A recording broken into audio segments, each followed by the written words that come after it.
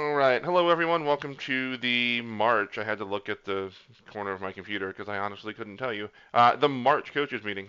So it should be a good meeting with lots of information. As always, if you're watching later or missed it, it's on YouTube. You can share this link with others. If you haven't yet signed into the coaches meeting agenda, that link is in chat. Just go ahead and drop your name in the attendees list so we can document all of your attendance. Some quick last meeting follow up. There were some rule changes to Overwatch, specifically not moving to perks and all of that fun stuff. We also talked about regular season and playoffs. We mentioned a few things about state finals in particular. Just a reminder, everyone who's planning on attending does need to register. So make sure that you find that link and do that at some point when you know you're attending. The registration process is pretty significantly different than it has been in the past with just Google Forms. We have an event platform which allows for all sorts of fun things that you'll notice. So the link to that is here in the meeting. It's on Discord. It's on our website. It's on socials. You should be able to find it a few places. You can also search for the IEN State Finals app by downloading the Eventify app and searching for IEN State Finals. Again, tons and tons of stuff there. You cannot log into that app until you register on the website, so make sure you do that first.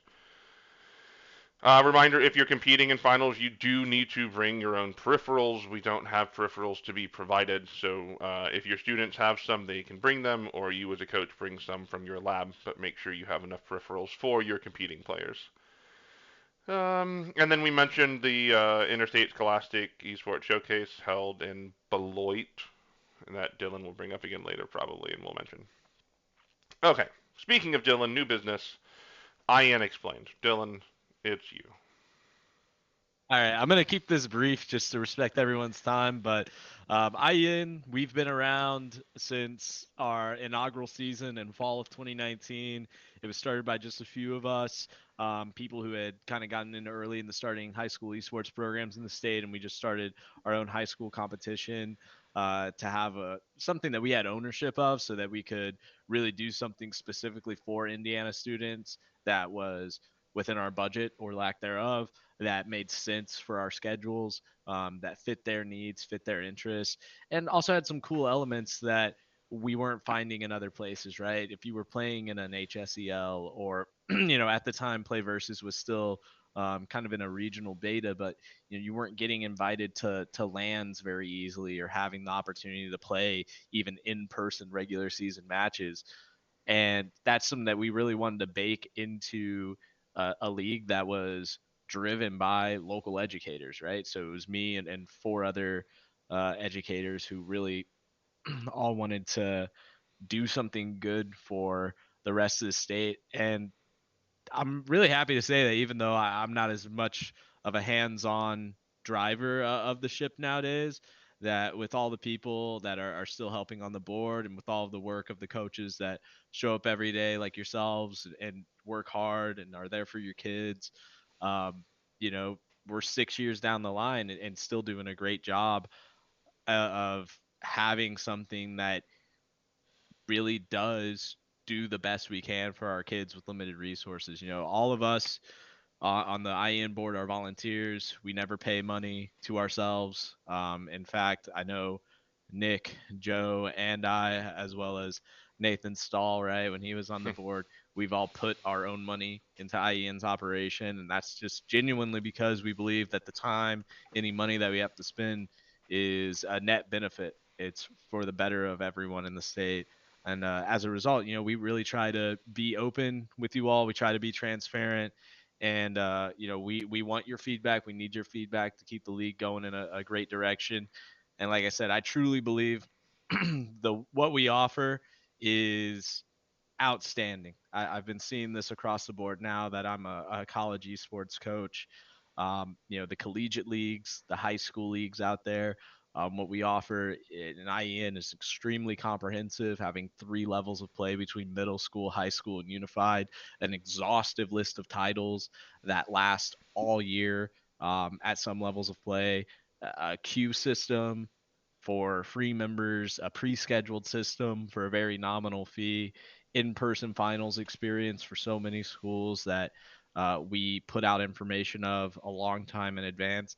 These are all things that feel like no brainers in some regards, coming from other more conventional extracurriculars, but are really still not quite there to the degree that you would hope for with something like esports, and how much students and schools really enjoy this activity. So that's really all I wanted to say, is to just touch base with you all. IEN, our mission has and will always continue to be a product for teachers, for their students in Indiana, to try and make something that makes your life better, makes your competition better, makes your program better, and is an enriching experience for those kids that fits within the scope of what you and your community wants, and realistically everything that we can do as a state.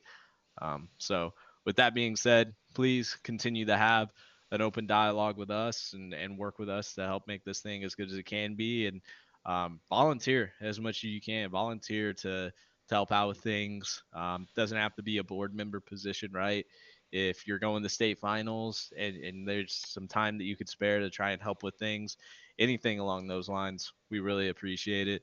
And to kind of pass it off to the rest of the guys, think about your conduct, the way you talk to each other, the way you talk to your kids, the way you communicate during matches and outside of matches.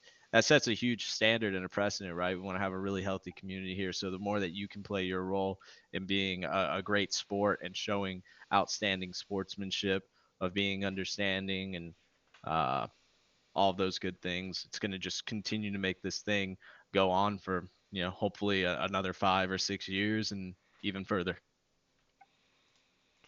Yeah, thanks, Dylan. So, yeah, to reiterate, we're all doing our best. We're gonna make mistakes. You guys can point them out. I mean, we're happy to acknowledge our mistakes, but just keep in mind that like we are gonna make them. We know that. So just let us know how we can help. A little bit more on expected conduct for coaches. I mean, like Dylan said, we are really as professional as we hold ourselves to the standard of being. So all of us on the board try to be professional in our interactions with all of you. Our hope is that you can all be professional in your interactions with each other. Yes, there's competition going on, but realize it's a high school esports competition, right? The prize is a trophy. It's cool, but we're not giving away life-altering amounts of money. There shouldn't be something where coaches are leaving a competition feeling degraded or feeling less than because of an interaction with another school or coach. So just if something arises, let us know. But it's kind of our hope that that can be mostly self-policing. That being said, we realize there are some instances where we need to get involved. So that transitions into the dispute and infraction process. There have been a few issues even recently where, like, the question is, what exactly should the process be if an issue arises? So, one of the first things is make sure you're doing match communication in League OS.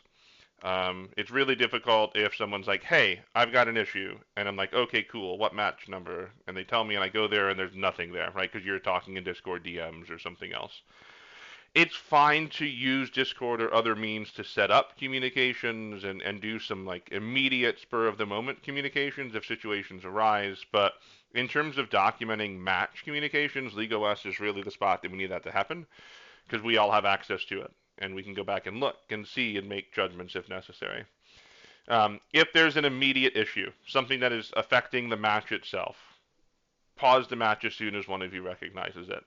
Now, that can't necessarily happen in every game, depending on the format and the situation, but if possible, just throw a quick pause, stop, and communicate with each other to discuss what's going on. If you can't come to an agreement, the quickest way to get the most eyes on it is probably to open a ticket in the Discord. Once you open that ticket, it's just like a DM between you and the board. You can then ping us if you need something really immediately, but it's a spot where you can share information that isn't a public forum that gives us what we need to know to go dig in more. That's probably the quickest way to do it. Realize a lot of people are asking individual people, like on the board. That's okay, but again, the quickest way and probably the easiest way for documentation is to open a ticket on the server so we all can get eyes on it. Along the same lines, the rule sets aren't perfect, right? Rule sets are never going to cover 100% of the situations that can arise in a given match. We just can't do it. So we make the rule sets the best we can to cover situations that we see, but there are going to be those situations where it's like, hey, we never thought about that. So we're going to have to make discretionary calls, right? The IEN board is the governing body of IEN competitions, and according to the bylaws and general rules, we have that ability to adjudicate specific decisions. So just keep that in mind.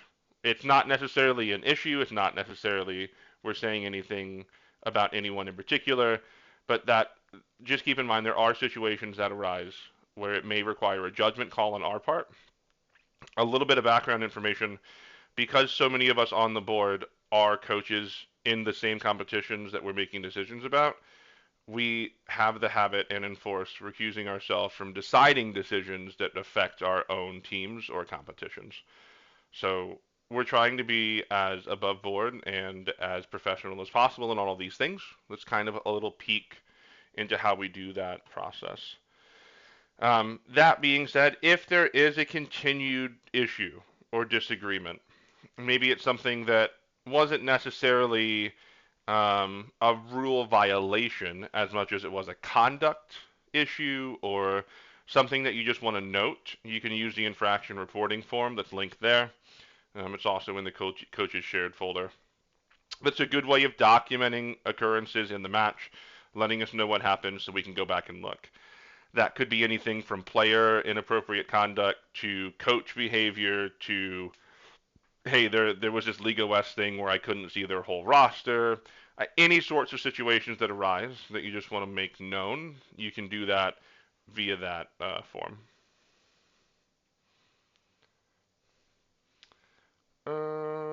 Finals. Registration Oh, for final. Oh, real yeah. quick, Joe, real quick. I just wanted to stress something Joe said that can get kind of skipped over.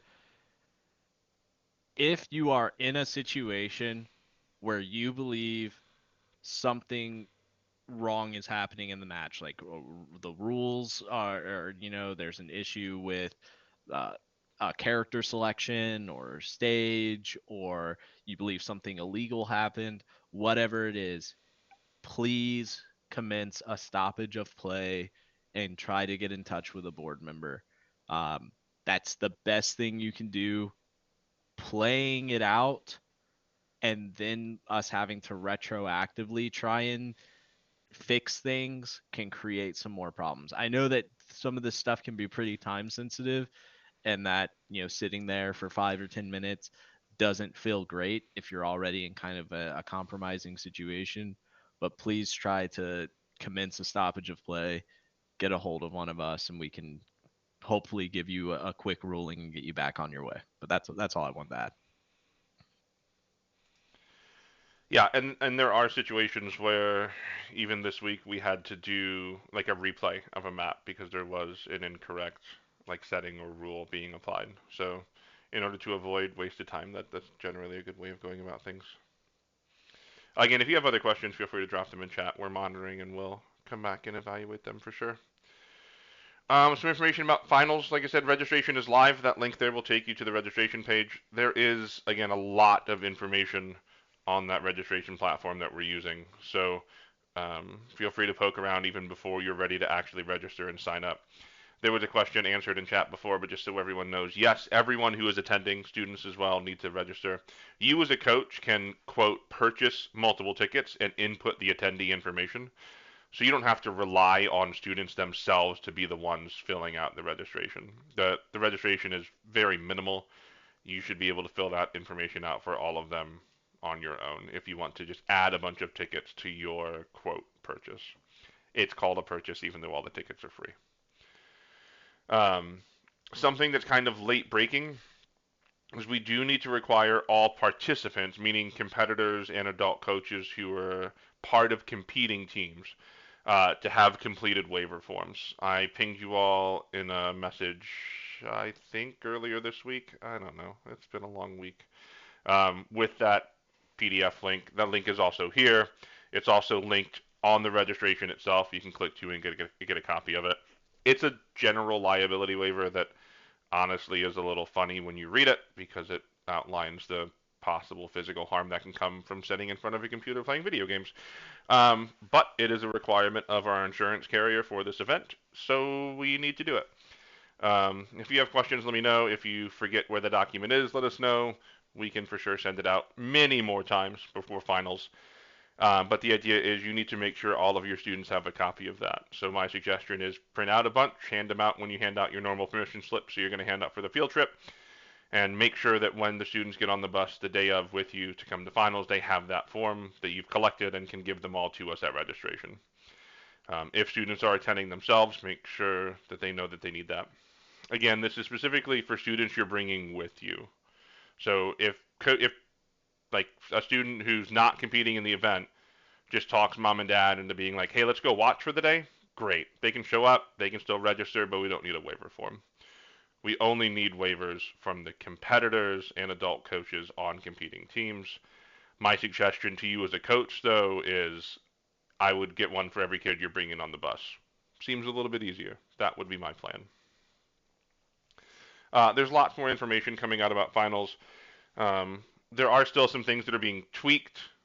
We are still finalizing a little bit of a schedule change, so be on the lookout for that information.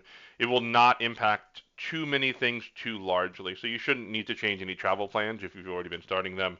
But we do need to tweak just a few things based on computer usages in different competition spaces. So we should be able to have that out by the end of the week in a finalized form so you can know exactly what's going on. Again, nothing to worry about, but just something small to be aware of. On the note, I toured Ball State last Friday, did a walkthrough of all the competition spaces. If you were there last year, you kind of have a little bit of foreknowledge about what to expect, but we do have basically the entire building this year.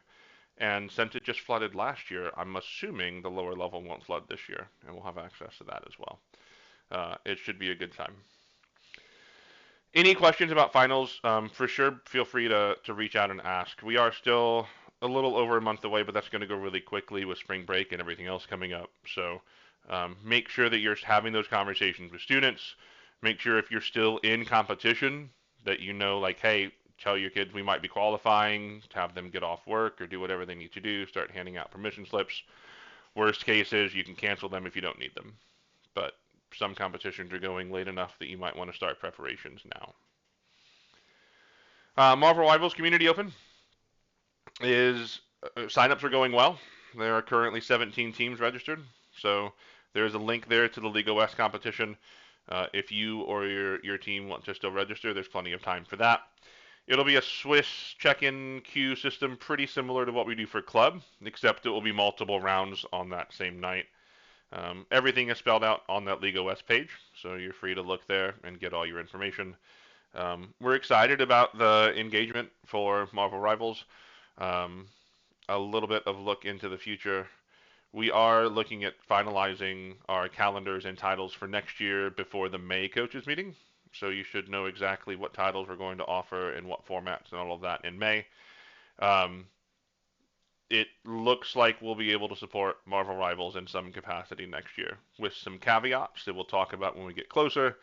But it doesn't look like it's impossible. So you can tell your students that it's definitely something we're working towards, and the chances are good that we'll have a Marvel Rivals offering for next year. That should appease at least a few of your students. Middle school, we have to look specifically at the terms and what the terms are for the EULA. So hold off on that, Anthony. I believe it's T for teen, which presumes 13 and over, but we'll have to see specifically what those guidelines are and aren't for what we can do. In terms of other things for next year, you kind of just have to wait and see, because there are some other changes that may or may not happen. One thing that we're talking about a lot is the Nintendo Switch 2 and Mario Kart 9 and all of those fun things. Unfortunately, we don't have answers at the moment because Nintendo hasn't released anything public yet. So our desire is to cost you as a school as little money as possible, which would mean continuing on the same hardware and the same games that we're currently playing. That's our goal and desire. It doesn't mean that that will necessarily be true. So just keep that in mind as well. There's a link there at the end of the agenda that's Trends in Esports. This is part of a national scholastic survey, so we're just doing our part to make sure Indiana is represented in that survey. Feel free. There's no like kickbacks or anything to us. It's just informational, so that people can understand what esports is like across the country. And it would be nice to have Indiana represented in that data as well. A few other things that aren't on the agenda that I thought of. In the newsletter that went out today, there is some free resources from our partner Spectrum. So if you find the newsletter and click on that link, you can sign up for their esports guidebook and the idea book. Just some information about what, different options there are for some esports solutions. Spectrum is a partner that you'll be able to see at state finals again if you're there. And there was one other thing that I thought of, and it left my mind. Real quick, can I go over the Eclipse thing one more time? That's what it was. Okay. It was the Eclipse thing. Okay. I'm typing a message in the chat. Okay. Boom. So for the Eclipse event, that is a multi-state tournament. What we'll be doing is asking one Smash roster and 3 Rocket League rosters that competed at state to represent Indiana at this single day tournament Saturday, May 31st in Beloit, Wisconsin, which for some of you can be a pretty lengthy drive. We will try to reach out to people as soon as we can. The great thing is that there's still like a month for planning there, right after the finals until the Beloit matchup. But basically, it's going to be, I think, 5 or 6 states, so we're talking Minnesota, Iowa, Illinois, Wisconsin, Michigan, and Indiana. So that's 6 if all show up and represent. Should be a really great opportunity for the schools that participate. Might be something where we could look into talking with potential sponsors to help teams get there, but right now we can't promise anything. But we very much would love to see some of our top teams represent Indiana at this competition, and it'd be great to go over there and watch you beat up on some of my new state teams over here in Wisconsin. That's pretty much it. I will be there too. I will be there in person. Wow. In person. Yeah. I think you won't see me at IEN finals probably, but. Scholarships for travel. There is also an opportunity that could help if you're really struggling to figure out how you're going to get your teams to finals. Like if you qualified and you're like, hey, my school doesn't support me at all, they're going to make me pay for this minibus that we're going to use. If situations arise that look like they're going to prevent you from being at finals, let us know. There are some options that we can just try to point your direction to help give you some resources for that. Anything else? Nick, Dylan, Carlos, Ryan, Jonathan, Trevor. I believe those are all the board members here. If I missed you, I'm sorry, I can't see pictures. All right. If you have questions that are in chat, I think we addressed most of them. Logan, if you're unsure if students are going to compete in finals, you can wait until you know if they're going to compete to register. You can register now as a finals coach, and if it changes, let us know. We can change that on the back end, worst case scenario. So probably the easiest though is if you're fine with waiting until you know, go ahead and wait. We're not having a cutoff for finals registration like we did last year. So last year we cut off registration for the event, I don't remember, a few days ahead of time at least, so we could do a bunch of pre-printing of badges and such. We're changing the way we're doing all that with our competition platform. So if you have, parents, admin, other teachers, kids that show up, day of, they can still register on site, get their badge printed and all of that. So we're being a lot more inclusive of those late registrations than we were able to be last year. So, on a serious note, yes, finals are in person only. You must be in person to compete in finals. So, if you have other questions, again, feel free to drop them in chat. If you have something that is maybe a little more lengthy that you want to discuss, I'll go ahead and end the recording now, and you can ask in a minute. But as always, let us know how we can help. All of the board are here because we think this is worth doing. So just let us know how we can help, but we can't help with things we don't know. So we're here to support you in any way we can. We're excited to see some of you in finals for the first time even. It's nice meeting in person. It's going to be a great event. So we hope to see you there, and we hope it's worth being excited about and getting your kids ready for. So thank you all. I'm ending the recording.